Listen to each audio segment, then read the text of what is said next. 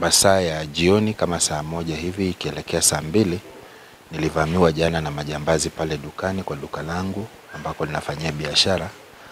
Walikuja wakajifanya wateja, wakataka kununua. Mmoja akaomba credit, alipoambiwa ipo akatoa pesa kwamba apatiwe, lakini kabla apatiwe credit akawa wameingia ndani ya duka. Wawili waliingia ndani ya duka, mmoja akabaki nje. Wale wawili ambao waliingia ndani ya duka, mmoja alikuwa na panga, mwingine alikuwa na nati, hii nati ya chuma. Kwa hiyo wakatuambia kwamba wanahitaji kupatiwa pesa ambazo tulikuwa nazo. Nilikuwa nimeshafunga kabisa kazi, nataka kwenda nyumbani, kwa hiyo nilikuwa na pesa ambazo nimefunga kwenye karatasi. Nikachukua pesa nikawapatia, lakini wakawa kama hawajaridhika kwamba nimewapatia pesa zote. Wakaanza kuniambia kwamba tupatie pesa zote, hizi sio pesa zote ambazo tumeambiwa ziko hapa, tupatie hizo pesa zote. Kwa hiyo nikawaruhusu, wakatafuta pesa kwa duka. Mmoja wao aliingia kwenye maboksi yenye yako pale kwa duka, akasakanya ndani, hawakupata chochote. Wale wenye walikuwa pale na panga wakawa wanatutishia kweli kwamba watatukata kama hatutapatia pesa zote ambazo tulikuwa nazo.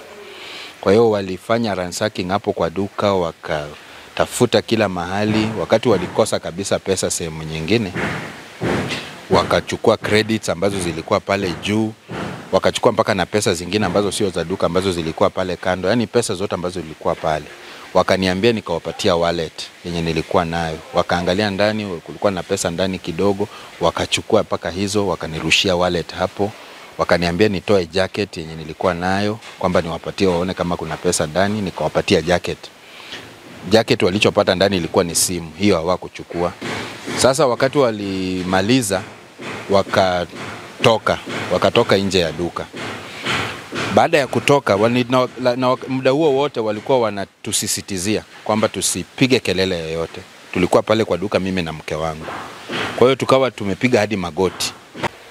Pale pesa ambayo walichukua kwenye, unajua nilikuwa nimeifunga tofauti. Pesa ambayo ilikuwa pale kwa karatasi ya M-Pesa ilikuwa 75,000 na ya duka ambayo sikuwa nimeifanyia hesabu, kwa hiyo siwezi jua ilikuwa ni ngapi, lakini inaweza karibia kama 10,000. Sababu ilikuwa ni coins na note ambazo zinaweza kuwa kama 10,000. Zile credits ambazo zilichukuliwa zilikuwa za 5,000 shillings. Kwa hiyo kwa ujumla pale nikiangalia wanaweza kuwa walienda na karibu 100,000. Eneo hili limekuwa na utovu wa usalama kwa muda mrefu.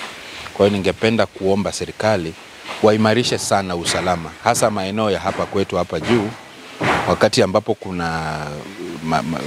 kuna visa kama hivi, hata sisi kama wafanyabiashara tunakosa ile morali ya kuendelea na biashara.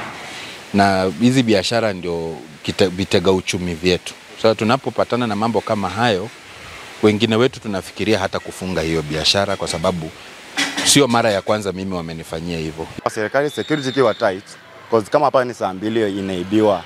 Sasa biashara basi mkifunga saa 2 tunaenda wapi? So ni ile yenye security ikiwa fit hadi biashara inaweza kupigwa mpaka saa 5 saa 6 hivyo. Mtu anapata chake hata asomesha watoto.